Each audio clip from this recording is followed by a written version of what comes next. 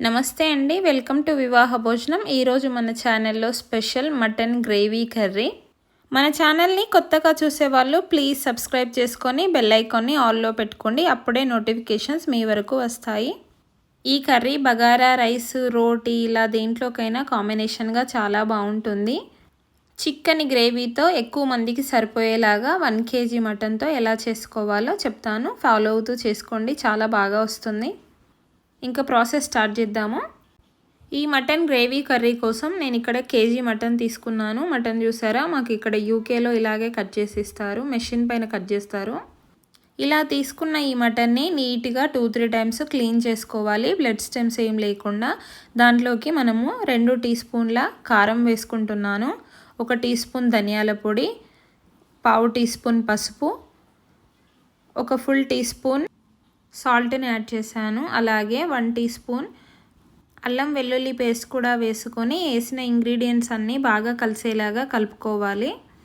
ఇలా మొత్తం మిక్స్ చేసుకున్నాక మనము మ్యారినేషన్ కోసం పక్కన పెట్టుకొని ఇప్పుడు దాంట్లోకి కావాల్సిన ఒక పెద్ద సైజు ఉల్లిపాయ, 5-6 పచ్చిమిర్చి, గుప్పెడు పుదీనా కట్ చేసుకొని పక్కన పెట్టుకొని ఇప్పుడు స్టవ్ పై పెద్ద ప్యాన్ని పెట్టుకొని దాంట్లోకి 1/2 కప్పు ఆయిల్ వేసుకోవాలి.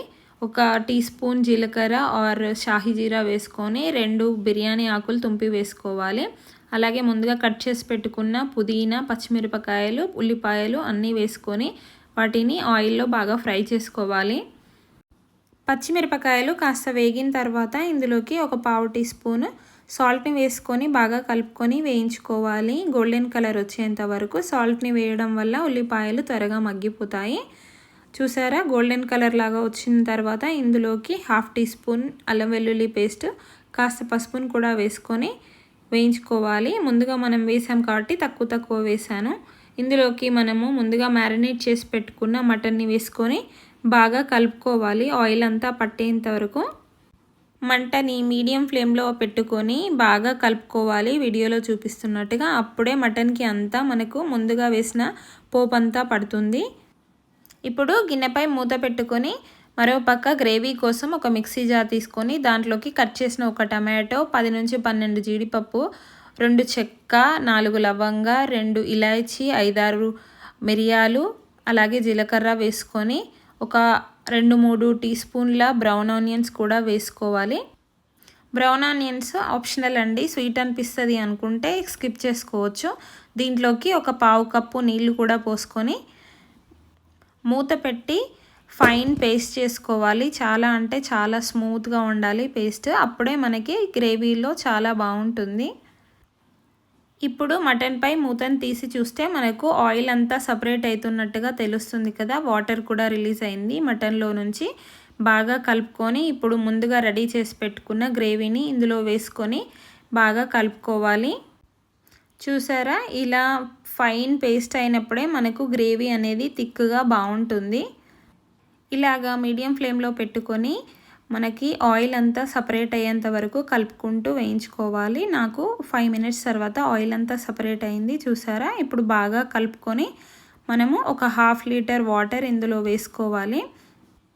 కుక్కర్లో చేసే వాళ్ళైతే కొంచెం నీళ్లు తగ్గించుకొని వేసుకోండి, ఎందుకు అనంటే అందులో ఎక్కువ నీళ్లు పట్టవు కుక్కర్లో చేసినప్పుడు.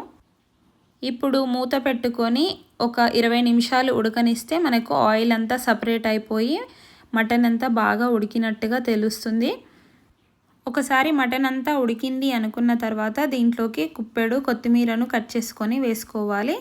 అలాగే 1 teaspoon garam masala or mutton masala ఏదైనా వేసుకోవచ్చు, నేను అది కొంచెం ఇది కొంచెం కలిపి వేసుకుంటున్నాను.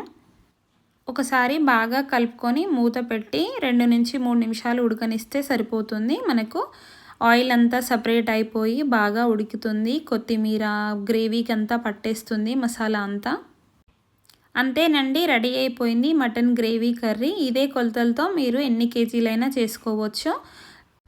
చపాతీతో ఈ మటన్ కర్రీని ఒకసారి ట్రై చేయండి, లేదు అనంటే పూరీతో ట్రై చేయండి, చాలా అంటే చాలా బాగుంటుంది. బగారా రైస్తో తింటే మాత్రం సేమ్ మనం పెళ్ళిళ్ళలో తింటాం కదా, అదే టేస్ట్ వస్తుంది. మీరు కూడా ట్రై చేసి మీకు ఎలా కుదిరిందో ఆ ఫీడ్బ్యాక్ని నాతో షేర్ చేసుకోండి. అలాగే ఈ వీడియో మీకు నచ్చినట్లయితే ప్లీజ్ సబ్స్క్రైబ్ చేసుకొని లైక్ చేసి మీ ఫ్రెండ్స్ అండ్ ఫ్యామిలీకి షేర్ చేయండి.